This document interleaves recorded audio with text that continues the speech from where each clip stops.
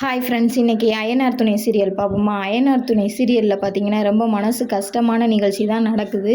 வாங்க பார்க்கலாம். என்ன நடக்குதுன்னு பார்த்தீங்கன்னா, பல்லவன் லவ் பண்ணுற பொண்ணும் ஒரு லாட்ஜில் போய் படிப்போம்ட்டு போயிருக்காங்க. கடைசியில் பார்த்தீங்கன்னா அங்கே போலீஸ் வந்து ரைடுக்கு வந்துட்டாங்க. ரைடுக்கு வந்து 2 பேர்த்தையும் தூக்கிட்டாங்க.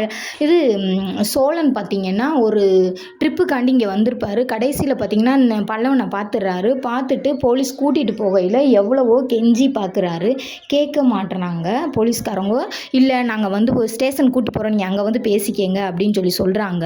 அப்போ பல்லவனும் சொல்கிறேன், அண்ணே நான் எதுவுமே செய்யலைனே, நான் படிக்கிறதுக்காண்டி தானே வந்தேன்னு சொல்கிறான். இருந்தாலும் போலீஸ் வந்து கூட்டிகிட்டு போயிடுறாங்க. கூட்டிகிட்டு போனோன்னையும் இங்கே பார்த்தீங்கன்னா பாண்டியனால் அவன் லவர்கிட்ட பேசாமல் இருக்கவே முடியலை. இந்த ஆளுகளை யாரை பார்த்தாலும் வர மாதிரியும் பேசுகிற மாதிரியும் போகிற மாதிரியுமே தோணுது. அதனால் என்ன செய்கிறான்னு பார்த்தோன்னா, பாண்டியன் வந்து வீட்டுக்கே வந்துடுறான். வீட்டுக்கே வந்து அந்த புள்ள வீட்டில் வந்து அவங்க அம்மாட்ட கேட்குறாப்புல. என்ன கேட்குறாங்கன்னு பார்த்தீங்கன்னா, நான் கொஞ்சம் நேரம் பேசிக்கிறேம்மா, நீங்கள் எதுவும் என்னை தப்பாக நினைக்காதீங்கம்மான்னு அப்படின்னு சொல்கிறாங்க. சொல்லணுன்னே அவங்க அம்மா அந்த பொண்ணை கூப்பிட்றாங்க. அந்த பொண்ணும் வெளியில் வராங்க. 2 பேரும் போய் உள்ள ரூமில் கதவை சாத்துறாங்க.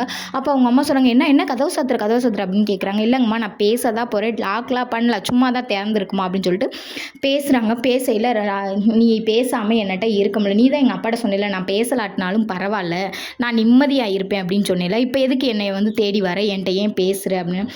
இல்லை, உன்னை பார்க்காம கூட நான் நிம்மதியாக இருந்துருவேன், ஆனால் பேசாமல் என்னால் ஒரு நிமிஷம் கூட இருக்க முடியாது, நீ என்கிட்ட பேசுவோம், ஃபோன் எங்கே ஏன் அன்லாக் பண்ணுன்னு சொல்கிறாங்க. இந்த பிரச்சனை நடந்துக்கிட்டு இருக்கு. 2 பேத்துக்கும் முடிஞ்சிருது. அப்புறம் அந்த தம்பி வெளியில் போயிடுறாப்புல. அவங்க அம்மா கேட்குறாங்க, என்னடி 2 பேத்துக்கணும் புட்டுக்குச்சா, 2 பேரும் போயிட்டீங்களா, ரொம்ப நல்லதுடி அப்படி இப்படின்னு பேசுகிறாங்க. உனக்கு எப்போன்னு தானே இருக்க, அந்த மாதிரி எதுவுமே நடக்காது. இந்த பற்றியா நான் பேசலைன்னொன்னையுமே என் கூட வந்து பேசிட்டு வீடு வரைக்கும் வந்து பேசிட்டு போகிறேன், அவன் இல்லாமல் நான் இல்லை, நான் இல்லாமல் அவன் இல்லை அப்படின்னு சொல்லி பேசுகிறாங்க. அப்புறம் பார்த்திங்கன்னா ஸ்டேஷனை காட்டுறாங்க. சேரன் என்ன சொல்கிறாருன்னா, சோழனுக்கும் ஃபோன் பண்ணி சொல்கிறாரு. சொன்னோடனே ஆளை கூட்டிகிட்டு வந்துடுறாங்க. வந்து ஜெயிலுக்குள்ளே போய் போலீஸ் ஸ்டேஷனுக்குள்ளே போய் கேட்குறாங்க. எவ்வளவு கேட்டாலும் எதுவுமே சொல்ல மாட்றாங்க.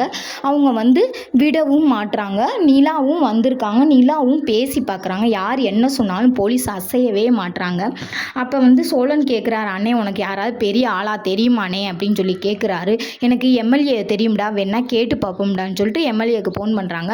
அவரும் வராரு. வந்து எவ்வளவோ கெஞ்சி கெதறி பேசி பல்லவனை வந்து வெளியில் எடுக்கிறதுக்கு ட்ரை பண்ணுறாங்க. ஆனால் அந்த பொண்ணு உள்ளதாக உட்காந்துருக்கு. என்ன ஏதுன்னு அந்த நிகழ்ச்சி தெரியல. நம்மளுடைய எப்பயும் சாயந்தரம் பார்க்குறதுல தான் ஃபுல் ஷோ போடுவாங்க. அப்போ தான் நமக்கு எல்லாமே தெரியும். இப்போ வந்து அந்த பொண்ணு உள்ளே உட்காந்துருக்கு. பல்லவனை போலீஸ்லேருந்து வெளியில் எடுத்துடுறாங்க.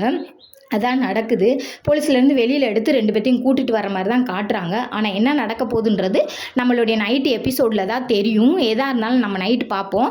இப்போ என்னால் முடிஞ்சதை நான் போட்டிருக்கேன். கொஞ்சமாவது சப்போர்ட் பண்ணுங்கள். உங்களுக்காண்டி தான் எடுத்து போடுறேன். கொஞ்சமாவது எனக்கு லைக் பண்ணுங்கள், நான் ஷேர் பண்ணுங்கள். சேனல் பிடிச்சிருந்தா சப்ஸ்கிரைப் பண்ணுங்கள். இதோட நாடகம் முடிஞ்சிருச்சு.